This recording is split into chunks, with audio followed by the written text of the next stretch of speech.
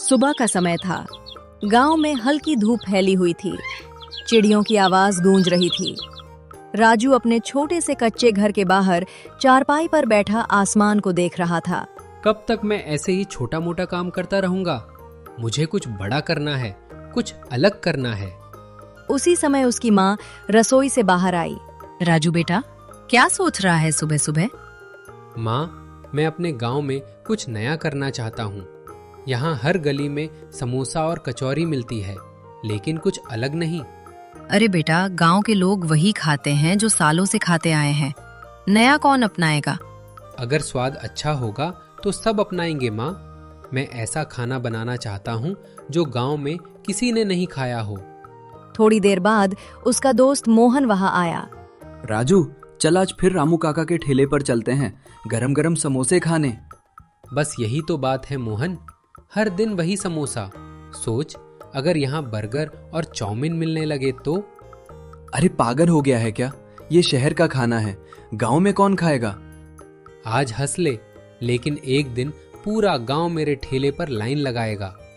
उसकी आंखों में आत्मविश्वास चमक रहा था। वो जानता था कि रास्ता आसान नहीं होगा, लेकिन उसका सपना बड़ा था। छोटी जगह से हूँ, लेकिन सपना छोटा नहीं है। गांव की साधारण गलियों में बैठा वो लड़का अपने दिल में एक असाधारण सपना पाल चुका था। अगले दिन राजू ने मन ही मन फैसला कर लिया। वो गांव के चौपाल पर गया, जहां कुछ बुजुर्ग और युवा बैठे बातें कर रहे थे। चाचा, मैं आप सबको एक बात बताना चाहता हूँ। मैं गांव में बर्गर और चाउमीन का ठेला लगाना चाहता हूँ। चौपाल पर कुछ पल के लिए सन्नाटा छा गया। फिर अचानक हंसी की आवाज गूंज उठी। अरे राजू, ये क्या नाम ले रहा है? बर्गर चाउमीन, ये तो शहर के चोंचले हैं। गांव के लोग दाल रोटी खाते हैं बेटा, ये गोल गोल डबल रोटी कौन खाएगा? राजू, मैंने कहा था ना, लोग मजाक उड़ाएंगे। हाँ, ये शहर का खाना है, लेकिन क्या गांव के लोग नया स्वाद नहीं चख सकते? एक बुजुर्ग बोले। बेटा, नया काम जोखिम भरा होता है, पैसे डूब गए तो? अगर कोशिश ही नहीं करूंगा तो कैसे पता चलेगा? मैं साफ सुथरा और स्वादिष्ट खाना बनाऊंगा। एक बार लोग चखेंगे, फिर खुद मांगेंगे। भीड़ में खड़ा एक लड़का बोला। अगर स्वाद अच्छा हुआ तो मैं जरूर खाऊंगा। रामू काका फिर बोले। ठीक है राजू, लगा ले ठेला, लेकिन जब नुकसान हो जाए तो रोना मत। नुकसान से डरता तो सपना ही क्यों देखता काका? लोग अभी भी हंस रहे थे, लेकिन राजू के चेहरे पर निराशा नहीं थी। उसकी आंखों में भरोसा था। वो जानता था कि नई सोच को पहले मजाक, फिर विरोध और आखिर में सम्मान मिलता है। आज ये हंस रहे हैं, कल यही लोग तारीफ करेंगे। वो वहां से चला गया, लेकिन उसके कदमों में डर नहीं, दृढ़ता थी। गांव वालों की हंसी सुनकर भी राजू का हौसला नहीं टूटा। उसने ठान लिया कि अगर कुछ अलग करना है तो सही तरीके से सीखना होगा। अगले ही दिन वो पास के शहर जाने की तैयारी करने लगा। बेटा, शहर क्यों जा रहा है? माँ, अगर बर्गर और चाउमीन बनानी है तो अच्छे से सीखनी पड़ेगी। आधा अधूरा काम नहीं करूंगा। पैसे का ध्यान रखना बेटा। आप चिंता मत करो माँ, मैं मेहनत से सब सीख कर आऊंगा। शहर पहुंचकर राजू एक छोटे से होटल में गया। वहां के मालिक से मिला। मालिक जी, मुझे बर्गर और चाउमीन बनाना सीखना है। मैं मेहनत करूंगा, बस मुझे सिखा दीजिए। सीखना आसान नहीं है लड़के, सुबह से रात तक काम करना पड़ेगा। मैं तैयार हूँ। फिर शुरू हुआ असली संघर्ष। सुबह सब्जियां काटना, दोपहर में आटा गूंथना, शाम को चाउमीन बनाना सीखना। हाथ जल जाते, आंखों में धुआं चला जाता, लेकिन वो हार नहीं मानता। एक दिन मालिक ने कहा, राजू, आज तुम खुद बर्गर बनाओ। राजू ने पूरे ध्यान से बर्गर तैयार किया। मालिक ने चखा और मुस्कुराए। वाह, मेहनत रंग ला रही है। राजू के चेहरे पर खुशी झलक उठी। रात को वो कमरे में बैठकर खुद से बोला, लोगों की हंसी याद है मुझे, अब उन्हें जवाब मेरी मेहनत देगी। कई दिनों की कड़ी मेहनत के बाद राजू ने सब कुछ अच्छे से सीख लिया। अब वो सिर्फ सपना देखने वाला लड़का नहीं था, बल्कि हुनर सीख चुका एक कर्मठ इंसान था। वो आत्मविश्वास से बोला, अब समय है गांव लौटने का और अपने सपने को सच करने का। कई दिनों की मेहनत और सीख के बाद राजू गांव लौट आया। उसके मन में उत्साह भी था और हल्का सा डर भी। सुबह सुबह उसने गांव के मुख्य चौराहे पर अपना नया ठेला लगाया। ठेले पर साफ कपड़ा बिछाया, सब्जियां सजा दी और बड़े अक्षरों में लिखा, गांव के स्पेशल बर्गर और चाउमीन। मोहन वहां पहुंचा। अरे वाह राजू, सच में ठेला लगा दिया तूने। हाँ, आज से नया सफर शुरू। कुछ लोग पास आकर पढ़ने लगे। लो भाई, आ गया शहर का होटल। देखते हैं कितने दिन चलता है। राजू ने बिना कुछ कहे अपना काम शुरू कर दिया। तवे पर तेल डाला, सब्जियां डालीं, मसाले की खुशबू हवा में फैलने लगी। एक छोटा लड़का पास आकर बोला, भैया ये चाउमीन कैसी होती है? तू चक्कर देख ले, अगर अच्छी ना लगे तो पैसे मत देना। लड़के ने पहला कौर खाया, उसकी आंखें चमक उठीं। वाह, बहुत स्वादिष्ट है। धीरे धीरे 2 और लोग आए। कुल मिलाकर पूरे दिन में सिर्फ 3 ग्राहकों ने खाना खाया। शाम को मोहन बोला, बस 3 लोग, निराश तो नहीं है ना? राजू ने आसमान की तरफ देखा और शांत स्वर में कहा, नहीं, हर बड़ा काम छोटे कदम से शुरू होता है। आज 3 हैं, कल 30 होंगे।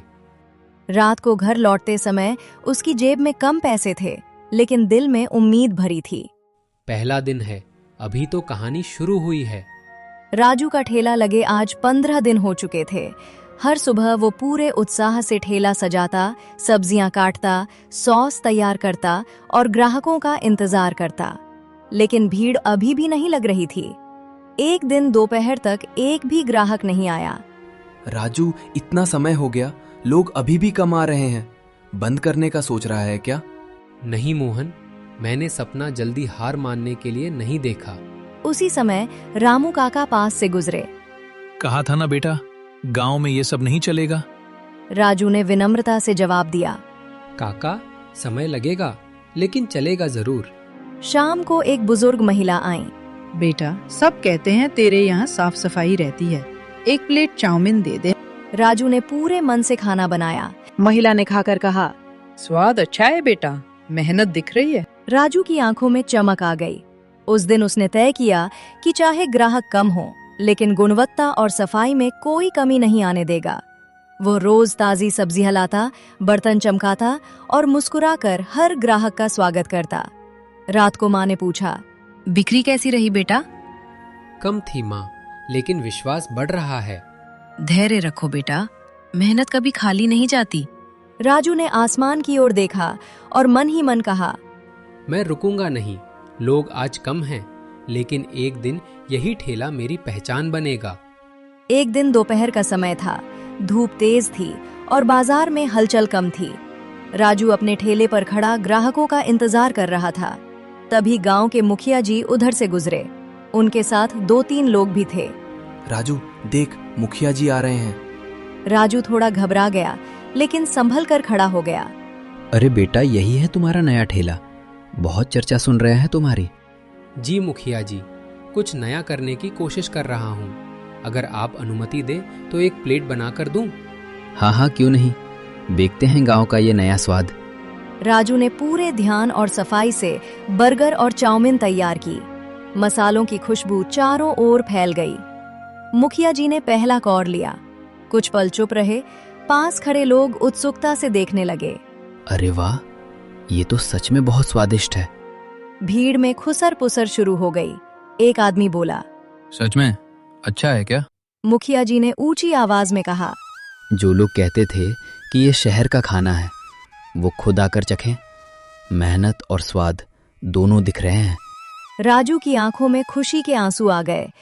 धन्यवाद मुखिया जी, आपने मेरा हौसला बढ़ाया।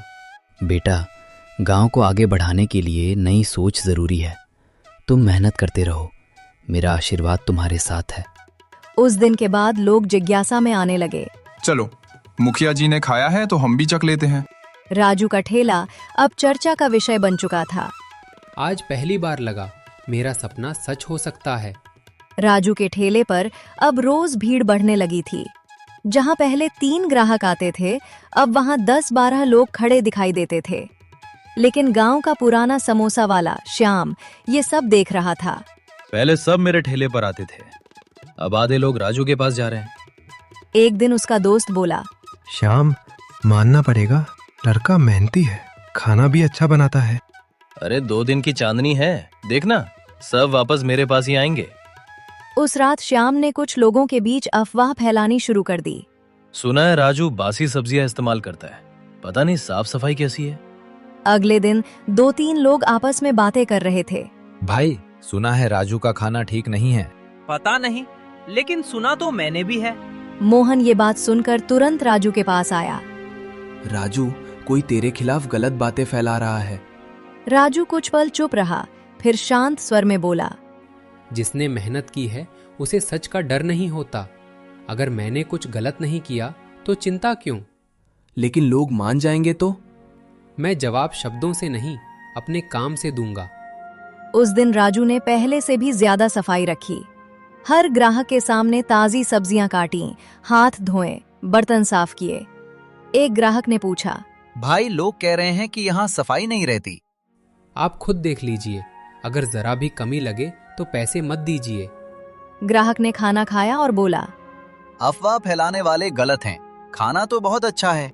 धीरे धीरे सच्चाई फिर सामने आने लगी। राजू ने आसमान की ओर देखकर कहा, ईर्ष्या तो होगी, लेकिन मेरा रास्ता मेहनत का है, झूठ का नहीं। श्याम की फैलाई हुई अफवाहें धीरे धीरे पूरे गांव में फैल गईं। कुछ लोग अब भी राजू के पास आ रहे थे, लेकिन कई लोग शक की निगाह से देखने लगे थे। एक दिन दोपहर में अचानक गांव में खबर फैली, आज स्वास्थ्य अधिकारी जांच करने आने वाले हैं। ये सुनते ही श्याम के चेहरे पर हल्की मुस्कान आ गई। अब पता चलेगा असली सच्चाई। थोड़ी देर बाद 2 अधिकारी राजू के ठेले पर पहुंचे। तुम ही हो राजू? हमें तुम्हारे खाने और सफाई की जांच करनी है। राजू ने विनम्रता से हाथ जोड़कर कहा, जी साहब, जरूर कीजिए, सब कुछ खुला है, आप देख सकते हैं। भीड़ इकट्ठा हो गई। लोग आपस में फुसफुसाने लगे, अब तो सच्चाई सामने आएगी। अधिकारी ने बर्तन देखे, सब्जियां देखीं, पानी की टंकी देखी, यहाँ तक कि राजू के हाथ भी चेक किए। सब कुछ साफ सुथरा है, सब्जियां ताजी हैं, बर्तन चमक रहे हैं। एक अधिकारी ने चाउमीन का स्वाद भी लिया। स्वाद भी बढ़िया है। भीड़ में खुसर पुसर बंद हो गई। एक अधिकारी ऊंची आवाज में बोले, ये ठेला पूरी तरह से साफ और सुरक्षित है, अफवाह फैलाने वालों पर कार्रवाई हो सकती है। श्याम का चेहरा उतर गया, वो चुपचाप भीड़ से निकल गया। मोहन खुशी से बोला, देखा राजू, सच की जीत हो गई। राजू ने गहरी सांस ली और कहा, मुझे पता था, अगर मेहनत सच्ची है तो डरने की जरूरत नहीं। उस दिन के बाद लोगों का विश्वास और भी बढ़ गया। अब लोग गर्व से कहते, हमारे गांव का राजू साफ सुथरा और ईमानदार है। राजू ने आसमान की तरफ देखकर धीरे से कहा, सच की राह मुश्किल जरूर होती है, लेकिन मंजिल पक्की होती है। स्वास्थ्य जांच के बाद राजू की ईमानदारी की चर्चा पूरे इलाके में फैल गई। अब सिर्फ गांव ही नहीं, आसपास के गांवों से भी लोग आने लगे। एक दिन सुबह मोहन दौड़ता हुआ आया। राजू, आज तो तेरे ठेले के सामने लाइन लगी है। राजू ने बाहर देखा। सच में 8-10 लोग खड़े थे। एक युवक बोला, हम पास वाले गांव से आए हैं, सुना है यहाँ की चाउमीन बहुत मशहूर है और बर्गर भी, मुखिया जी ने भी तारीफ की थी। राजू के चेहरे पर हल्की मुस्कान आ गई। आप सबको इंतजार नहीं करना पड़ेगा, एक एक करके सबको मिलेगा। तवे पर सब्जियों की खुशबू फैल रही थी। लोग मोबाइल से तस्वीरें लेने लगे। एक लड़का बोला, मैं तो इसकी फोटो शहर वाले दोस्त को भेजूंगा, उसे यकीन नहीं होगा कि गांव में इतना स्वाद मिलता है। धीरे धीरे राजू का नाम गांव स्पेशल के नाम से मशहूर हो गया। रामू काका भी एक दिन आए। अरे बेटा, अब तो मान गए, तेरी नई सोच काम कर गई। काका, ये सब आप लोगों के आशीर्वाद से है। शाम तक सारा सामान खत्म हो गया। राजू, अब तो तुझे बड़ा ठेला लेना पड़ेगा। हाँ, सपना अब और बड़ा करना है। उस रात राजू ने आसमान की ओर देखा और मन ही मन कहा, जिस रास्ते पर लोग हंस रहे थे, आज उसी रास्ते पर भीड़ चल रही है। राजू का ठेला अब पूरे इलाके में मशहूर हो चुका था। जहां पहले श्याम के समोसे की भीड़ लगती थी, अब वहां सन्नाटा रहने लगा। श्याम अपने खाली ठेले के पास बैठा था। उसके चेहरे पर चिंता साफ दिख रही थी। मैंने जलन में आकर क्या कर दिया, अफवाह फैलाई, लेकिन फायदा कुछ नहीं हुआ। उसी समय उसका पुराना ग्राहक आया। श्याम, पहले तुम्हारे समोसे सबसे अच्छे लगते थे, अब तुम ध्यान ही नहीं देते। श्याम को अपनी गलती समझ आने लगी। शाम को वह हिम्मत जुटाकर राजू के ठेले की ओर बढ़ा। राजू ग्राहकों को खाना दे रहा था। राजू, बात कर सकता हूँ? राजू ने उसकी तरफ देखा, लेकिन चेहरे पर कोई गुस्सा नहीं था। हाँ श्याम भैया, कहिए। मैंने तेरे खिलाफ गलत बातें फैलाई, मुझे जलन हो गई थी, माफ कर दे। पास खड़े लोग चुप हो गए। सबको लगा शायद राजू गुस्सा करेगा, लेकिन राजू मुस्कुराया। भैया, अगर आप सच में पछता रहे हैं तो बात खत्म। हम दोनों मेहनत करते हैं, दुश्मनी से किसी का भला नहीं। श्याम की आंखें भर आईं। तू सच में बड़ा दिल वाला है राजू। हम एक ही गांव के हैं, मिलकर काम करेंगे तो गांव का नाम रोशन होगा। उस दिन पहली बार दोनों ने हाथ मिलाया। वाह, अब तो गांव में दो दो स्वाद मिलेंगे। श्याम ने मन ही मन ठान लिया कि अब वह भी ईमानदारी और मेहनत से काम करेगा। राजू ने आसमान की ओर देखा और सोचा, जीत सिर्फ पैसे की नहीं होती, दिल जीतना असली जीत है। श्याम के माफी मांगने के बाद गांव का माहौल बदल गया। अब प्रतिस्पर्धा की जगह सहयोग ने ले ली थी। अगले दिन श्याम खुद राजू के ठेले पर आया। राजू, मैंने सोचा है क्यों ना हम मिलकर कुछ नया करें। क्या मतलब भैया? तू बर्गर और चाउमीन बना, मैं अपने मशहूर समोसे और कचौरी। अगर हम दोनों साथ काम करेंगे तो ग्राहकों को ज्यादा विकल्प मिलेंगे। राजू कुछ पल सोचता रहा, फिर मुस्कुराया। भैया, ये तो बहुत अच्छा विचार है। अकेले से बेहतर है साथ काम करना। वाह, अब तो ठेला नहीं, छोटा सा बाजार बन जाएगा। दोनों ने मिलकर ठेले के पास एक और मेज लगाई। एक तरफ गरम गरम समोसे तल रहे थे, दूसरी तरफ तवे पर चाउमीन छनक रही थी। ग्राहक आने लगे। एक ग्राहक बोला, अब तो यहाँ सब कुछ मिल रहा है। दूसरा हंसते हुए बोला, गांव का सबसे बढ़िया स्वाद यही है। धीरे धीरे दोनों की कमाई भी बढ़ने लगी। सबसे बड़ी बात, अब उनके बीच जलन नहीं थी। एक शाम श्याम ने कहा, राजू, अगर मैंने पहले ही साथ देने की सोची होती तो कितना अच्छा होता। देर से सही, लेकिन सही फैसला लिया आपने। दोनों ने एक दूसरे की तरफ देखा और मुस्कुरा दिए। अब उनका ठेला सिर्फ खाने की जगह नहीं था, बल्कि गांव की एक नई मिसाल बन चुका था, जहां प्रतिस्पर्धा नहीं, सहयोग जीतता है। समय बीतता गया। राजू और श्याम की मेहनत रंग लाने लगी। जहां पहले एक छोटा सा ठेला था, अब वहां पक्की दुकान खड़ी थी। बड़ा बोर्ड लगा था, गांव स्पेशल फूड कॉर्नर। दुकान के बाहर लोगों की लंबी लाइन लगती थी। बच्चे, बुजुर्ग, यहाँ तक कि शहर से आने वाले लोग भी वहां रुकते थे। एक दिन मुखिया जी दुकान पर आए। राजू बेटा, आज तुम्हारी दुकान देखकर गर्व होता है। याद है जब लोग हंसते थे? जी मुखिया जी, अगर उस दिन आपने हौसला न बढ़ाया होता तो शायद मैं हार जाता। श्याम भी पास खड़ा था। और अगर राजू मुझे माफ ना करता तो मैं आज यहाँ खड़ा नहीं होता। उसी समय एक छोटा बच्चा अपने पिता से बोला, पापा, मैं बड़ा होकर राजू भैया जैसा बनूंगा। राजू ने ये सुना तो उसकी आंखें भर आईं। रात को दुकान बंद करते समय राजू आसमान की ओर देखने लगा। छोटा सा सपना था, लेकिन हिम्मत बड़ी थी। आज समझ आया, मेहनत कभी व्यर्थ नहीं जाती। मोहन ने हंसते हुए कहा, अब अगला सपना क्या है? राजू मुस्कुराया। अब शहर में भी एक दुकान खोलनी है, ताकि लोग कहें ये हमारे गांव का स्वाद है। तीनों ने एक साथ हंसते हुए दुकान का शटर बंद किया। गांव की गलियों में अब सिर्फ समोसे की खुशबू नहीं, बल्कि मेहनत, ईमानदारी और एकता की मिसाल भी फैल चुकी थी। बड़ा सपना देखने से मत डरिए। मेहनत और धैर्य हर मुश्किल को आसान बना देते हैं।